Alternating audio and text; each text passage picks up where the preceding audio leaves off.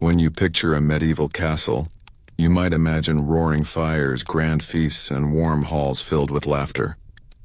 But the truth was far less glamorous. Those towering stone walls that looked so mighty from the outside were also unbearably cold on the inside. No matter how many fireplaces were lit or how many tapestries were hung, a chill crept into every corner.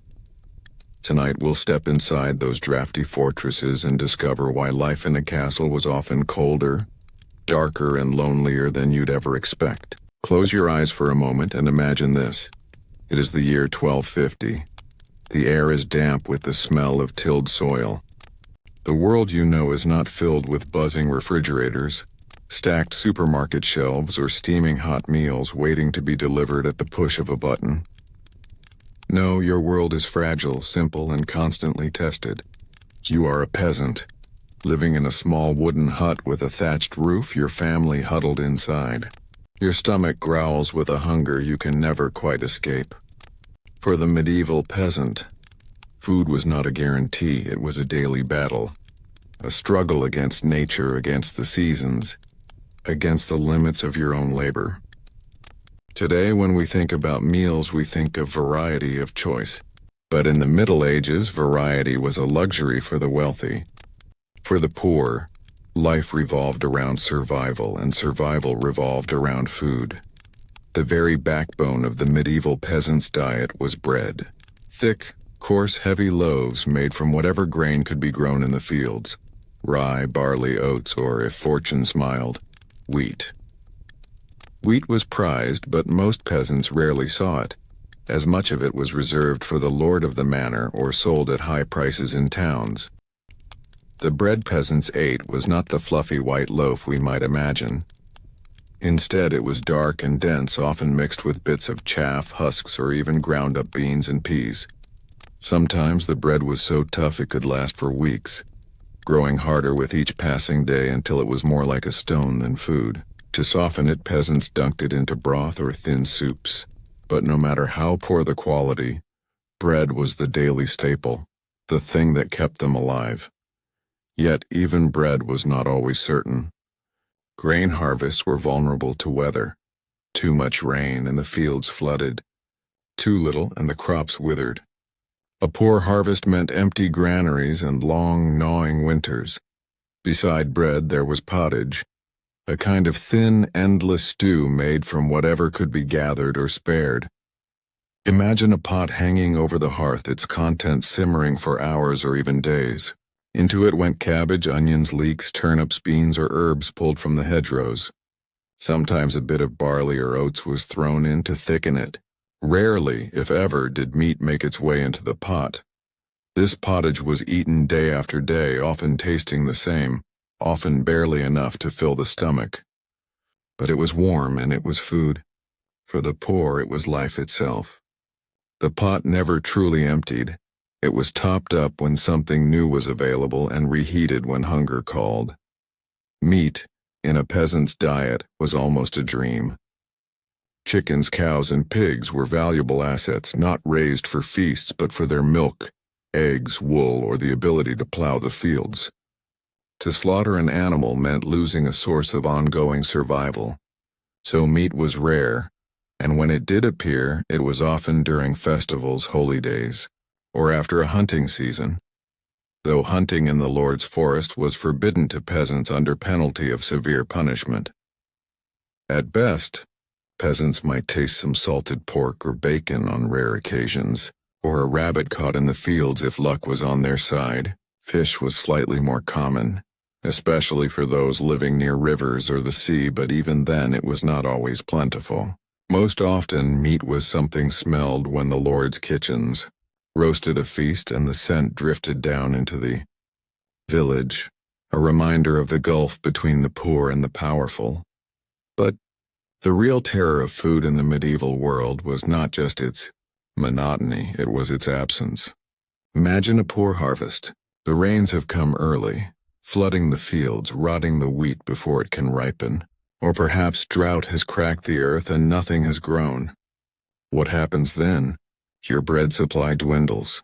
The pottage thins until it is little more than hot water with a few herbs. Your children cry at night from hunger. You look to the fields with desperation, but they give you nothing. Hunger was a companion to peasants, and famine was its crueler sibling. A bad harvest could mean months of hunger. Two bad harvests could mean starvation and death. Malnutrition spread through villages like an invisible plague. Children grew weak. Diseases flourished and mortality soared. One medieval chronicler described a famine so severe that people boiled grass and ate tree bark to survive. Some whispered of cannibalism in the worst of times. For the peasant, food was life, and when it was gone, life itself seemed to vanish. At its heart, the struggle for food in the Middle Ages was a struggle against nature. The peasant's belly depended on the sun, the rain, the frost, and the soil. Too much of one, too little of another, and survival was at stake. The cycles of hunger were written into the very seasons of the year. Spring was lean. The stores from last year's harvest were running low, and the new crops were not yet ready. Summer offered a glimmer of hope with garden vegetables and fresh herbs. Autumn was the season of plenty, when grain was harvested, apples picked, and beans dried. Winter was the season of endurance, when food was rationed carefully and families prayed that the supplies would last until spring. Even in good times, a peasant's diet was limited.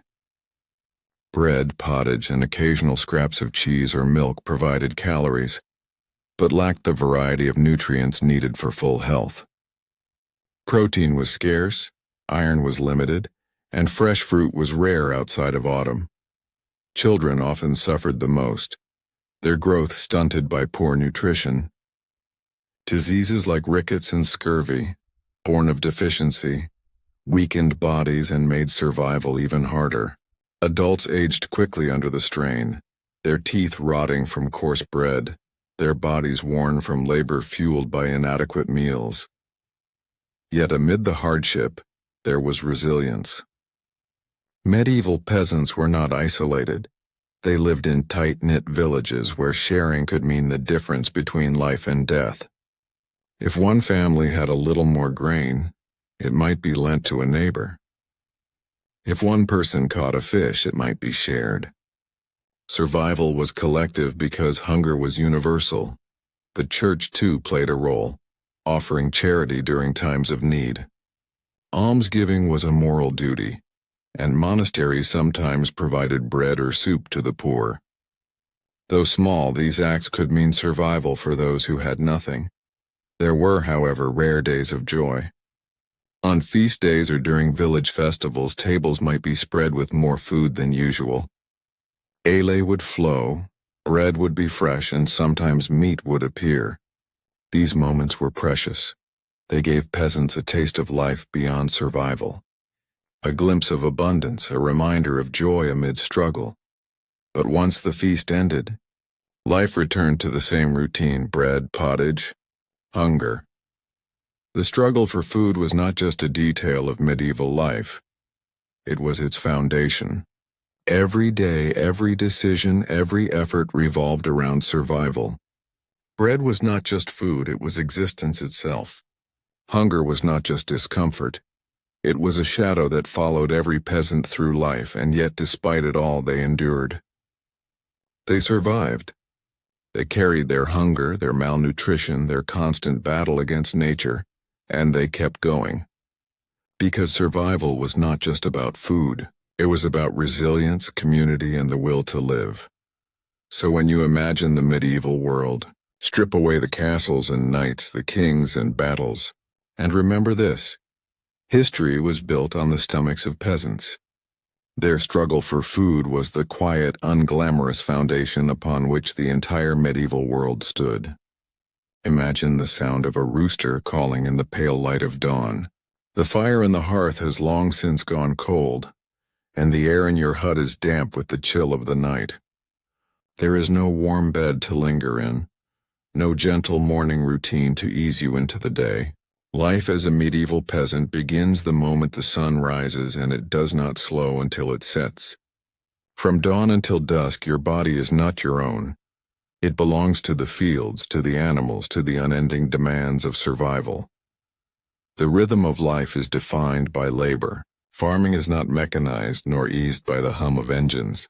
Every task is done by hand, with tools that are crude and heavy.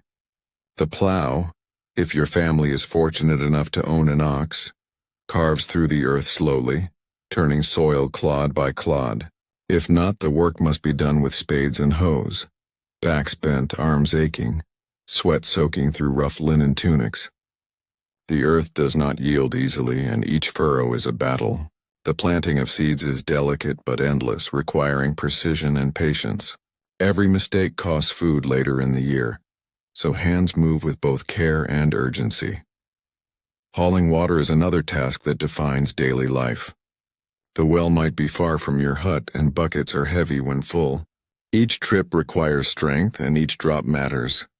Water is needed not just for drinking, but for cooking, for the animals, for washing tools, and sometimes even for rudimentary bathing. The walk to the well and back, repeated countless times, is a rhythm of existence. Shoulders straining under the weight, feet sinking into mud after rain, the handle of the bucket cutting into your palms. Children as young as 6 or 7 take up this burden, stumbling under the sloshing weight, learning early that rest is a luxury. Animals, too, demand constant care. Chickens must be fed and coops cleaned, cows milked at dawn and dusk, pigs fattened for the day when they might be slaughtered. Sheep require shearing in the spring and protection from wolves in the night. None of this work waits for leisure. None of it pauses for exhaustion. A cow will not delay its milk until you are ready, nor will a field postpone its growth until you feel rested. Nature waits for no one, and so the peasant labors without reprieve. And then there are the endless repairs. Tools are precious, often the difference between life and starvation. The wooden handle of a hoe must be mended if it cracks, the iron tip of a plow sharpened if it dulls, ropes rewoven, fences rebuilt. Everything is patched, fixed, and reused until it can no longer serve. Nothing is wasted because nothing can be spared. A broken tool is not just an inconvenience, it can mean hunger in the coming winter.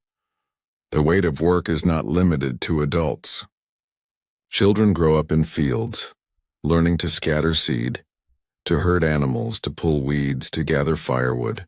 By the time they reach 10 years old, they are already contributing to the survival of the household. Childhood, as we think of it now, does not exist. There are no long hours of play, no classrooms filled with books. There is only work, and the learning of work, until hands grow calloused and backs bend under the strain. Even women, after tending children and managing the household, bear their share of toil.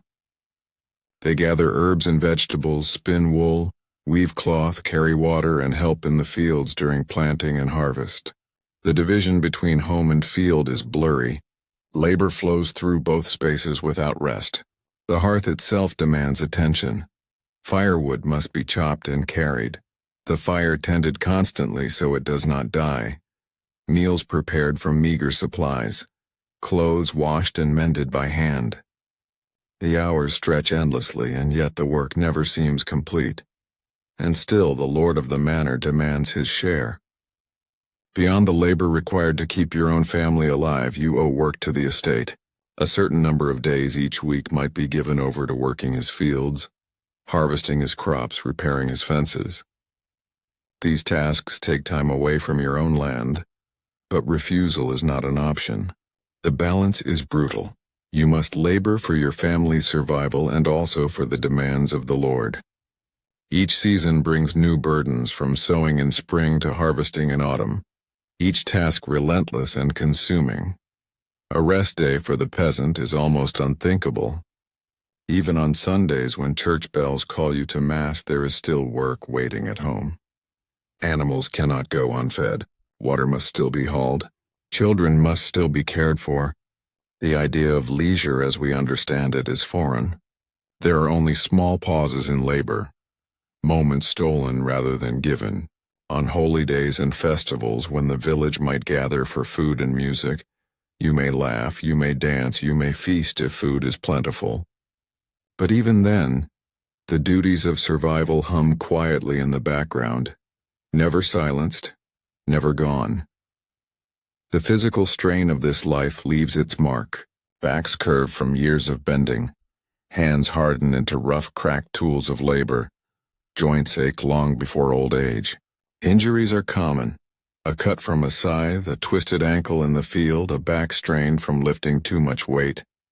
Without modern medicine, these injuries can linger, sometimes crippling, sometimes fatal. Yet even the injured must find ways to work, for hunger does not care about pain. Imagine the fatigue that follows such a day. As the sun dips behind the horizon, your body is not just tired, it is emptied. Muscles ache, eyes burn, and the thought of doing it all again tomorrow presses like a stone on your chest. And yet when the morning comes, you rise. There is no alternative, no safety net, no escape from the demands of survival. This was the reality for millions of peasants across medieval Europe. Their lives were defined not by grand battles or sweeping politics, but by sweat, by sore muscles, by unending labor. Each day was a test of endurance, a quiet battle against exhaustion and necessity. And yet, within this harsh rhythm, there was resilience. Villages worked together during harvests, whole communities coming into the fields to bring in crops before the weather turned. Songs were sung to lighten the labor, and stories told by the hearth after the day's work was done. There was hardship, yes, but also a kind of strength born of necessity. The peasant's life was not easy, but it was enduring. When we look back, it is tempting to romanticize the past, to imagine simple lives close to the land. But for those who lived it, simplicity meant struggle, and closeness to the land meant endless toil. To be a peasant was to work with your body until it broke, to labor from dawn until dusk, to find dignity not in leisure but in survival. And yet, it was this very labor that sustained the medieval world. The castles of kings, the wealth of merchants, the prayers of monks, all of it rested on the bent backs of peasants. Their sweat watered the fields, their hands grew the grain, their toil fed the world. They had little, they endured much, but they were the silent foundation of an age. Imagine stepping into a medieval peasant's home. Forget the image of a cozy cottage with glowing windows and cheerful hearths. Instead, picture a low, rough structure of wood and mud, its walls crooked and patched with straw, its roof thatched and damp from rain. The door creaks as you push it open, and the first thing that strikes you is not warmth but smoke. Thick, heavy, stinging smoke hangs in the air, clinging to your clothes, choking your lungs. There is no chimney to carry it away. The fire, set in the center of the single-room hut, burns directly on the ground, its fumes drifting upward only to curl back down again. This is the heart of the home, but it is as much an enemy to the lungs as it is a giver of heat. The walls are thin. They are made of wattle and daub, woven sticks plastered with mud mixed with straw and dung. In summer, they may keep out some of the wind, but in winter they do little to protect against the cold. The roof leaks when rains come heavy, and water drips steadily into buckets or onto the dirt floor, turning it into mud. There are no windows, save perhaps a small hole covered with cloth or oiled parchment, which lets in only the faintest light. Most of the time the interior is dim, lit only by the flickering fire or the narrow rays of daylight that find their way through cracks in the walls. The floor beneath your feet is not stone or wood, but bare earth, trampled flat by years of footsteps. It is uneven, damp, and often cold. In winter, frost creeps across it. In spring, when rains flood the village, mud seeps up from below. There are no rugs, no tiles, no comfort for the feet. Sometimes straw or reeds are scattered to cover the dirt, but these quickly rot, attract vermin, and must be replaced again and again. The smell of damp earth mixes with the smoke of the fire, the odor of animals, and the sour scent of unwashed bodies. This is home. In this one room the entire family lives. Parents, children, sometimes grandparents all sleep together, their straw pallets laid side by side. There is little privacy, no separate bedrooms, no retreat from the noise of others. At night, when the wind howls and the fire dwindles, everyone huddles close for warmth. In the coldest months, even the animals are brought inside. Cows, goats, or chickens sharing the same air, their heat a shield against the bitter frost. The sounds of bleating, lowing, and clucking mix with the snores and coughs of the family. It is cramped, it is noisy, it is pungent, but it keeps everyone alive. The fire, the single source of warmth, is never allowed to go out if it can be helped. Lighting a new flame is difficult, so embers are kept alive under ashes through the night, coaxed back into life in the morning. But the fire is fickle. It smokes more than it burns, and the heat it gives barely reaches beyond a small circle. In the depths of winter, frost forms on the inside of the walls and breath mists in the air. The fire is for cooking as well as heat, but even then, meals are simple. Thin soups and bread cooked over the same flames that fail to warm the hut. Furniture is sparse. A rough wooden table, perhaps a bench or two, a chest for storing what little clothing or tools the family possesses, beds if they can be called that, are low wooden frames filled with straw covered by rough woolen blankets. In poorer homes, even these are absent, and people sleep directly on piles of straw laid on the floor. There are no pillows, no sheets, only the shared body heat of the family against the cold. The hut itself requires constant maintenance. Thatched roofs rot and must be patched. Mud walls crack and crumble, floors sink unevenly. Rain finds its way inside. Wind whistles through the smallest gaps. Insects nest in the straw, and vermin scurry across the dirt. In summer, fleas and lice infest the bedding. In winter, rats gnaw at food stores and creep across sleeping bodies. There is no real barrier between the family and the outside world, only a fragile shell that barely holds back nature. Sanitation, too, is almost non-existent. There are no bathrooms, no running water, no drainage. A bucket might serve as a chamber pot at night, emptied in the morning into a ditch or pit outside. Water for washing must be hauled from a well, and it is used sparingly. Clothes are worn until they are stiff with dirt. Baths are rare, sometimes only once or twice a year. The smoke from the fire does more than choke the lungs. It also serves to drive out some of the insects that thrive in the darkness, though never entirely. Illness thrives in these conditions. The damp, the cold, the smoke, the lack of hygiene all combine to weaken bodies already worn thin by hunger and labor. Coughs linger, fevers spread, wounds fester. With no real protection from the elements, the hut is as much a trap as a shelter. In times of plague or epidemic, the closeness of families and animals makes infection swift and merciless. And yet, for all its harshness, the hut is still the center of life. It is where families gather around the fire to share their thin meals. It is where songs are sung, stories told, prayers whispered. The walls may be thin, but they hold echoes of laughter as well as hardship. The dirt floor may be cold, but it is the ground on which children take their first steps. The smoke-filled air may sting the eyes, but it is the same air in which lullabies are sung to restless babies. Compared to our modern homes, warm, clean, filled with light, the peasant's dwelling seems barely habitable. But for those who lived in the Middle Ages, it was enough. It kept out the worst of the wind and rain. It gave shelter from bandits or wild animals. It provided a place to rest, however uncomfortable, after the endless labor of the day. It was not comfort, but it was survival. The contrast with the homes of the wealthy was stark. In the lord's manor or a prosperous town, walls were stone, windows were glass, floors were wooden planks or even decorated with tapestries. Fires burned in chimneys, smoke drawn neatly upward instead of filling the room. There was space, light, warmth, and security. But for the vast majority of people, such comforts were unimaginable. Their world was one of mud and smoke, dirt and cold, constant repair and unending discomfort. And yet resilience grew in these conditions.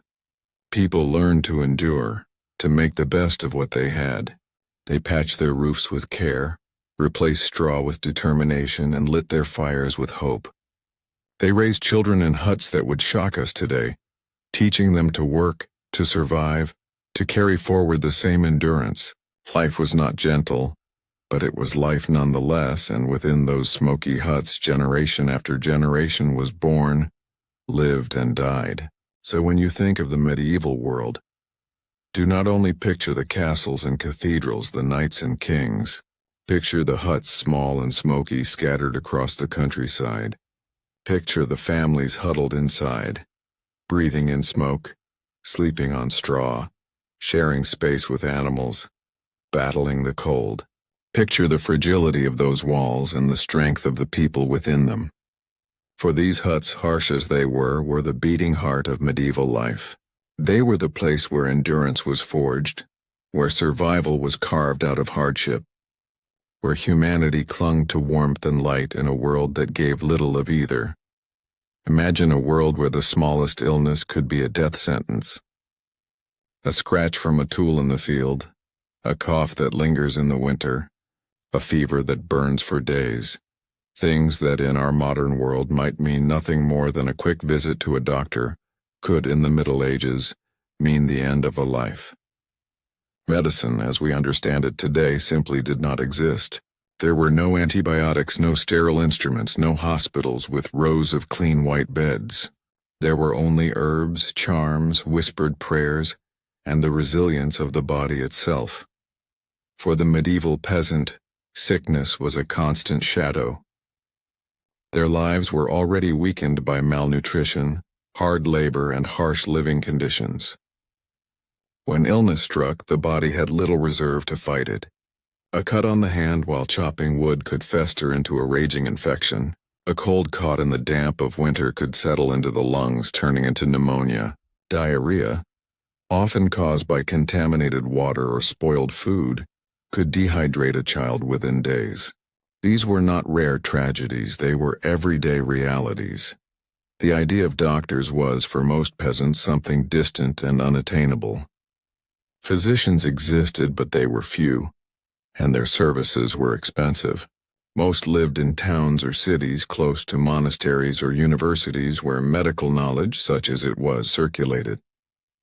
For the rural poor, the nearest physician might be days away, and even if one could be found, payment was nearly impossible. A peasant family simply could not afford to hire a learned doctor. Instead, people relied on local healers, wise women, or cunning men, figures within the village who knew the uses of herbs, the power of poultices, or the rituals of old traditions. These remedies were a blend of practical knowledge and superstition. Willow bark might be chewed to ease pain, not unlike modern aspirin. Garlic could be eaten to ward off infection. Honey was sometimes used on wounds, its natural antibacterial properties helping more than anyone understood at the time. Yet alongside these useful practices came charms and spells. Amulets worn to keep away evil spirits. Prayers whispered over the sick, or strange concoctions of herbs mixed with rituals of moonlight and words of power. To the peasant, healing was as much about the soul and the supernatural as it was about the body. The church also played a role in health. Monasteries kept herb gardens where monks cultivated plants like sage, lavender, mint, and comfrey, believed to have healing powers. Some monasteries even maintained rudimentary infirmaries where the sick might receive care. But for the peasant, reaching such places was rare, and most often health was entrusted to God. Illness was frequently seen as a trial, a punishment, or a test of faith. When disease struck, prayer was as important a remedy as any herb. Life expectancy was shockingly low. Many people died before the age of 40, and this was not always because they grew old quickly, but because so many did not survive the hazards of disease. The most tragic losses were children. Infant mortality was staggering. A mother might give birth to 6 or 7 children, but only 2 or 3 might live into adulthood. The first years of life were perilous. A simple fever, A stomach illness, a rash could sweep away a child before a parent's eyes. Mothers carried both love and fear in equal measure, knowing how fragile life was. Even childbirth itself was dangerous. For women, the act of bringing new life was often the cause of their own death. Without sterile tools, without knowledge of infection, without trained midwives beyond those who learned through experience, childbirth was filled with risk. Fevers, hemorrhages, or breech births often claimed mothers as well as infants. To survive childbirth was almost a victory in itself, and many women bore the scars of the ordeal for the rest of their lives. When epidemics came, they were merciless. Villages already weakened by hunger and hardship were swept by diseases they could not understand or stop. Dysentery, smallpox, measles, and influenza struck regularly. And then, of course, there was the plague. The Black Death of the 14th century killed millions. Entire villages wiped from the map, families vanishing within weeks. To peasants, such outbreaks seemed like divine wrath, punishments for sins or curses brought on by bad air. With no explanation, fear and superstition grew, and the sick were often shunned or isolated, left to die alone. The treatments offered by those who claimed medical knowledge were often bizarre and sometimes harmful. The theory of the four humors, blood, phlegm, black bile, and yellow bile, dominated medical thought. Illness, it was believed, came from an imbalance of these humors. To restore balance, doctors prescribed bloodletting, purging, or the use of leeches. These treatments weakened already frail bodies, often hastening death rather than preventing it. Yet without better alternatives, people clung to them, desperate for any hope of relief. Survival depended as much on resilience as on remedy. Many peasants simply endured illnesses until they either recovered or succumbed. A fever might break after a week of suffering, or it might burn on until death. A wound might heal if kept clean, or it might rot until the limb turned black. Luck, strength, and the body's own defenses determined fate more than any healer's hand. And yet, amid this grim reality, there was a quiet knowledge that persisted. Herbs like yarrow, chamomile, and nettle were gathered from fields and forests, passed down through generations as cures for aches, fevers, or stomach troubles. Poultices made from plantain leaves soothed burns and wounds.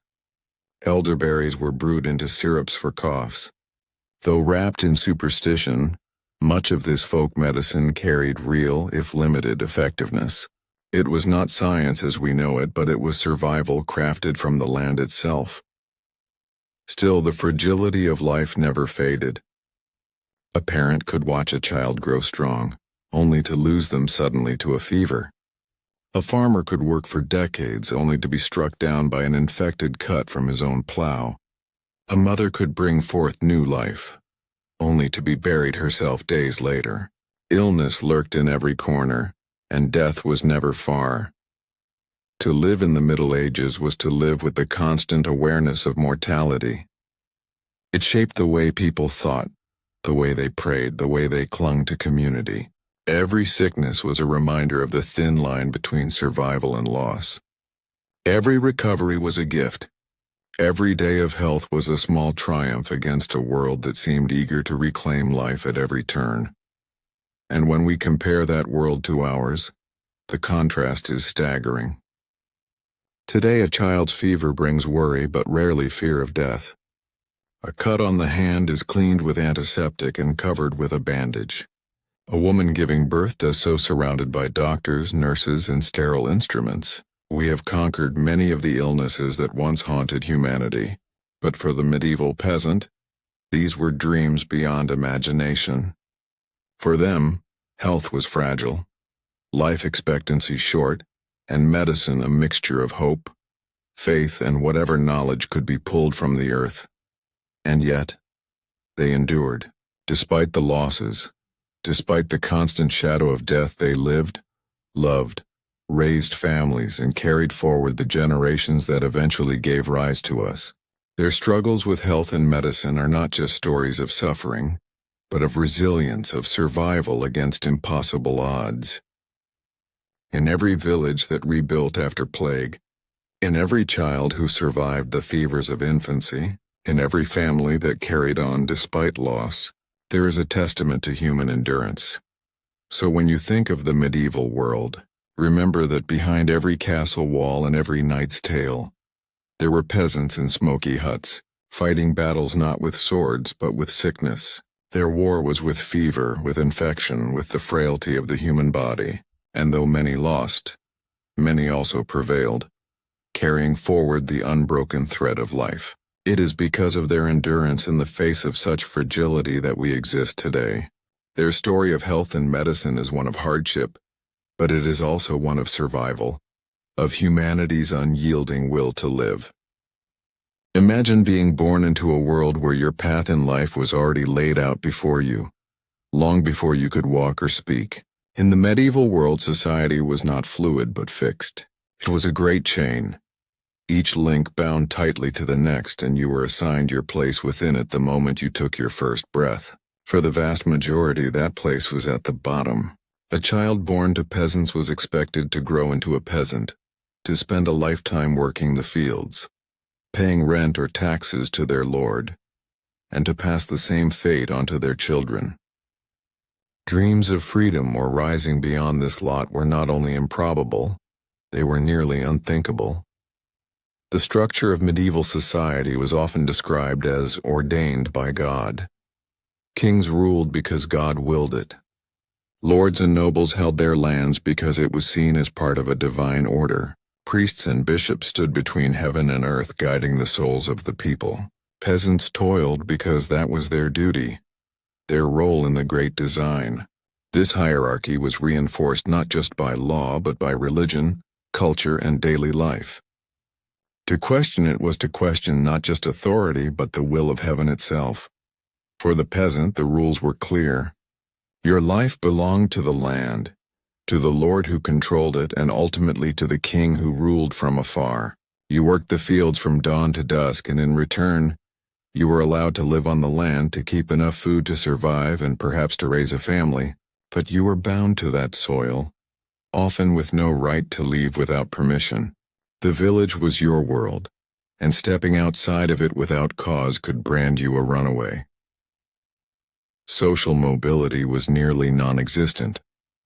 The idea that one might become something more than what they were born into was so rare that it often sounded like a story or a miracle.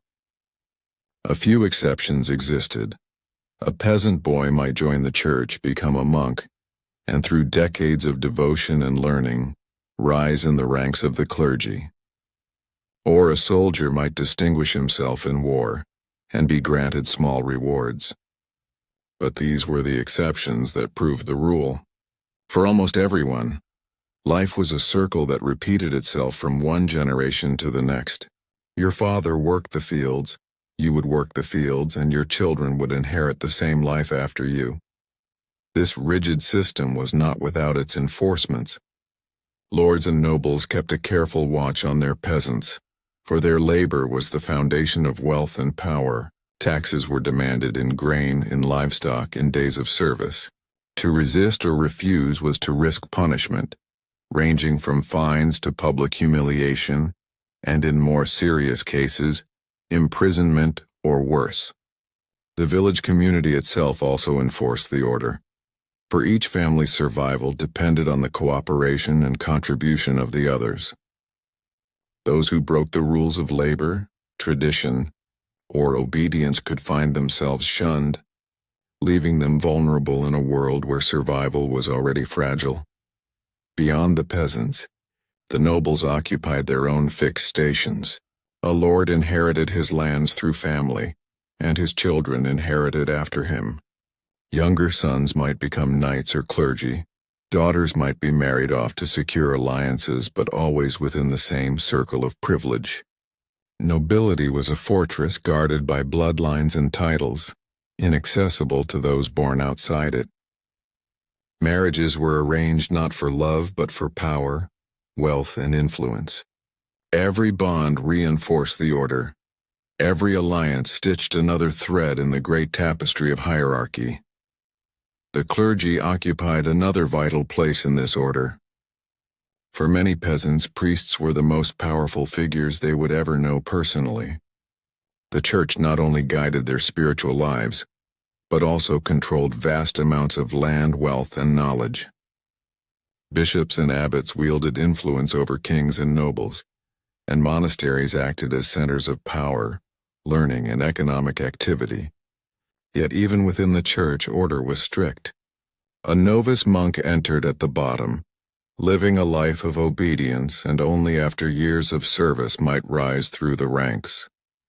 And while the church offered one of the few paths for peasants to rise above their station, it demanded absolute devotion and the surrender of personal freedom. This rigid hierarchy was so ingrained that even art, literature, and law reflected it. Stories often celebrated the bravery of knights, the wisdom of kings, or the holiness of saints, rarely giving voice to the ordinary peasant. Laws were written to protect the rights of the powerful, while punishing those who disturbed the balance of order. To insult a noble could bring harsh consequences, while a noble's crime against a peasant might go unpunished or be forgiven with a small payment. Justice itself was not equal but tied to status. The rules extended to daily behavior, to clothing, to what one could or could not own. Sumptuary laws in some regions dictated what fabrics, colors, or adornments a person could wear, based entirely on their class. A peasant was not to dress like a noble, nor a merchant like a lord. Even appearance had to reflect one's place in the chain of society. To attempt to dress or behave above one's station was seen not just as pride but as a form of rebellion. And rebellion was dangerous. Though most peasants endured their lot in quiet acceptance, there were times when the weight of the order became unbearable. Harsh taxes, famine, or mistreatment by lords could drive villages or regions to rise in revolt. Peasant uprisings did occur, sometimes with shocking force, as men and women armed themselves with farming tools and demanded justice or freedom. But these rebellions were almost always crushed, often brutally, with executions and punishments designed to remind all of the cost of defiance. Each revolt only reinforced the message. The order could not be broken. Yet despite its rigidity, this system provided stability in its own way. Everyone knew their place, their role, their duties. In a world without the safety nets we know today, where survival was precarious, such order gave structure to society. It bound people together in predictable patterns of labor, worship, and obedience. It created a sense of belonging, even if that belonging was often a prison. For many peasants, questioning the order was not even a thought.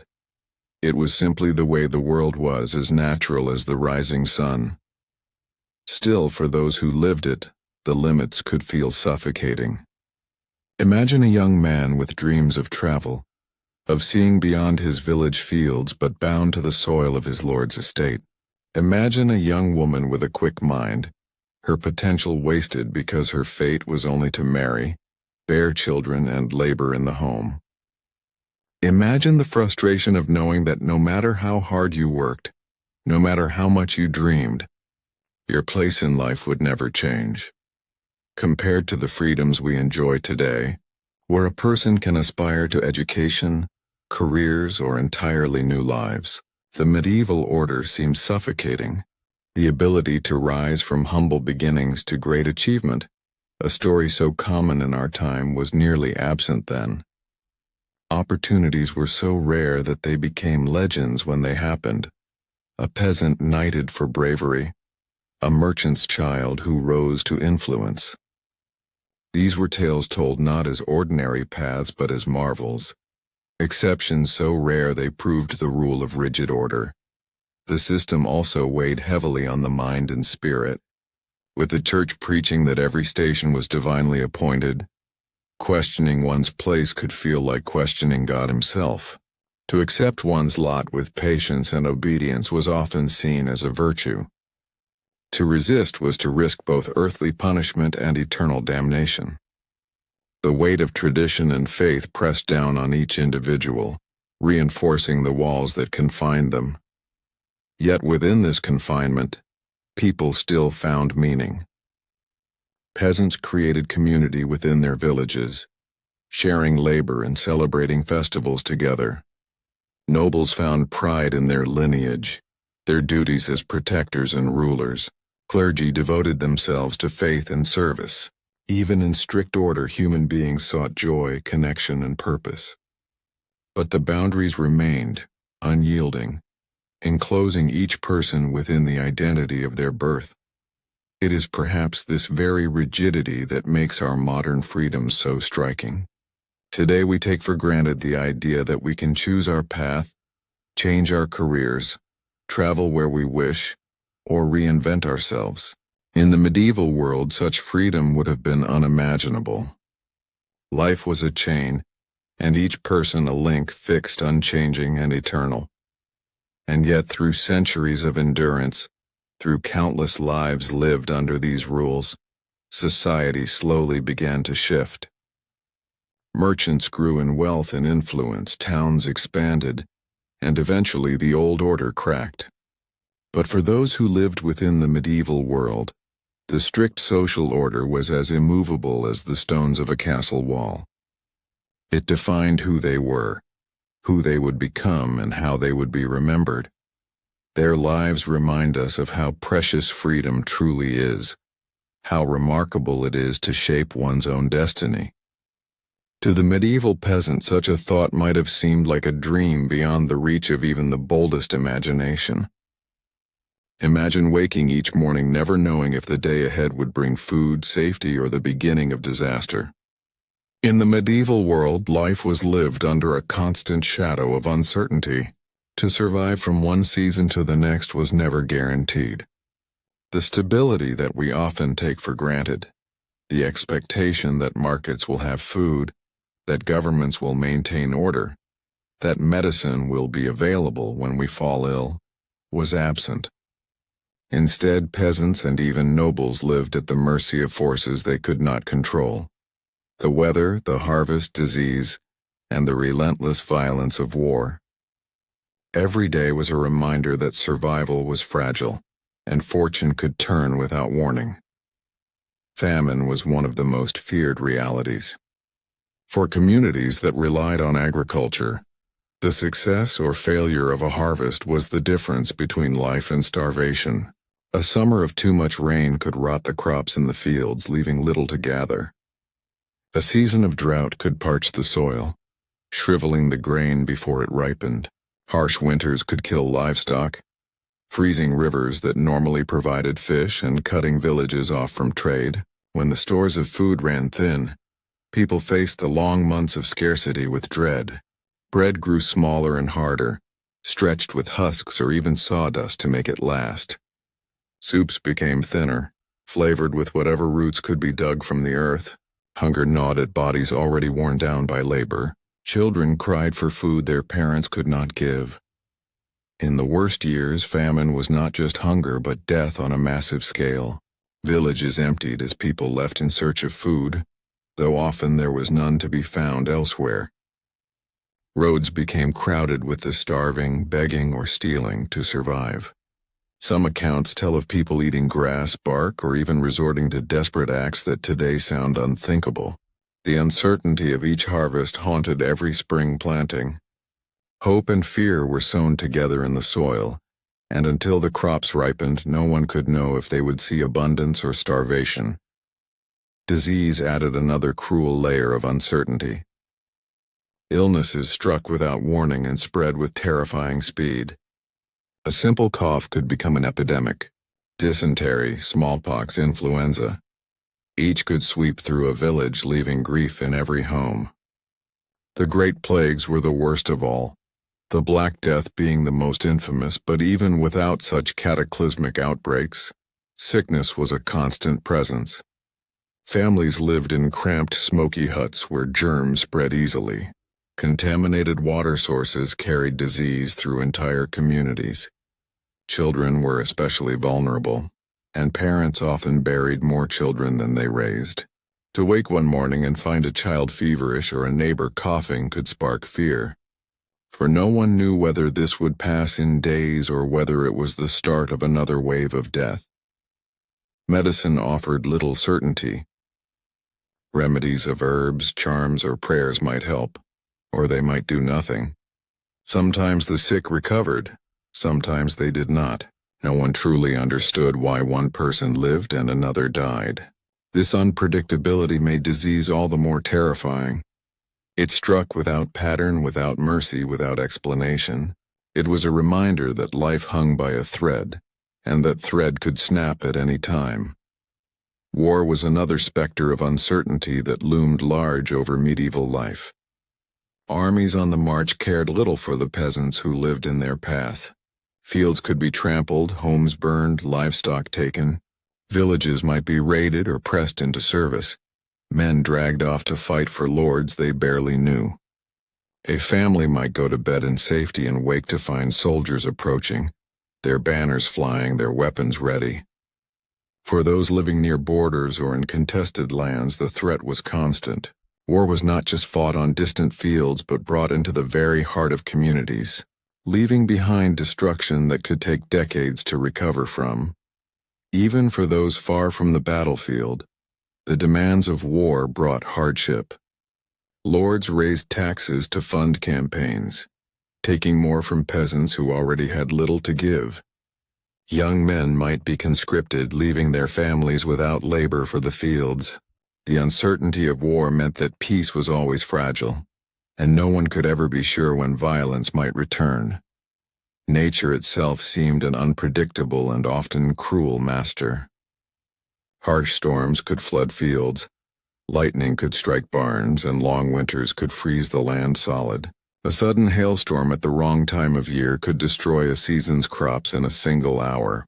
Wild animals threatened livestock and sometimes even people. Wolves prowled forests and boars could charge and kill a man in the fields. Survival required constant vigilance, yet no amount of labor could protect against the whims of weather or the dangers of the wild. This uncertainty seeped into every corner of life. Marriages were uncertain, for a spouse might die young from illness or childbirth. Childhood was uncertain, for so many did not live past their first years. Old age was uncertain as few reached it, and those who did often did so through sheer luck and endurance. The community itself was fragile. A famine, a plague, or a war could scatter it, leaving behind abandoned houses and empty fields. To live in the medieval world was to carry the knowledge that nothing was secure, nothing was permanent, and everything could change in the blink of an eye. Religion became both a comfort and a framework for understanding this uncertainty. The Church taught that life on earth was fleeting, full of suffering and trial, but that eternal life awaited the faithful. This belief helped many endure the constant unpredictability, finding solace in the idea that their hardships had meaning, that their struggles would be rewarded in heaven. At the same time, disasters were often explained as divine punishment or tests of faith, interpretations that reinforced the sense of powerlessness before greater forces. Yet even within such uncertainty, people found resilience. Communities banded together in times of hardship, sharing food when possible, supporting each other through sickness, and rebuilding after war. Festivals, holy days, and traditions gave rhythm to life, moments of joy and connection that shone through the gloom. The human spirit found ways to endure the unpredictability, to laugh, to sing, to celebrate even when the future was bleak. Still, the shadow of uncertainty never left. Imagine lying in bed at night hearing the wind howl outside your hut, wondering if tomorrow it would bring rain to nourish your crops or floods to destroy them. Imagine planting seeds with hope, knowing they might never grow. Imagine seeing smoke on the horizon and fearing it was an army or raiders coming closer. Imagine holding your child as they coughed, praying it was only a passing illness and not the beginning of something far worse. That was the daily reality of medieval life. Compared to today, the difference is immense. We live with systems of food production that ensure markets are filled, medicine that defeats once deadly diseases, and governments that provide order and security. We worry about many things, but rarely do we wake each morning fearing famine, plague, or invasion. For the medieval person, those fears were not rare. They were constant companions. The story of their lives is not just one of suffering, but of endurance. They survived in a world where certainty was scarce, where every day brought the possibility of disaster. And yet they carried on, season after season, year after year, building communities, raising families, and creating the foundation upon which later generations would thrive. Their ability to live under such uncertainty, to endure it and find meaning despite it, is a testament to human resilience. It is easy to romanticize the past, to picture castles and knights and grand feasts. But beneath those images lay the truth of fragile survival. The medieval person lived with constant uncertainty, and their daily struggle reminds us how fortunate we are to live with the security we now enjoy. Their story is not one of certainty, but of perseverance in the face of endless doubt, a reminder that even in the darkest times, humanity finds ways to endure.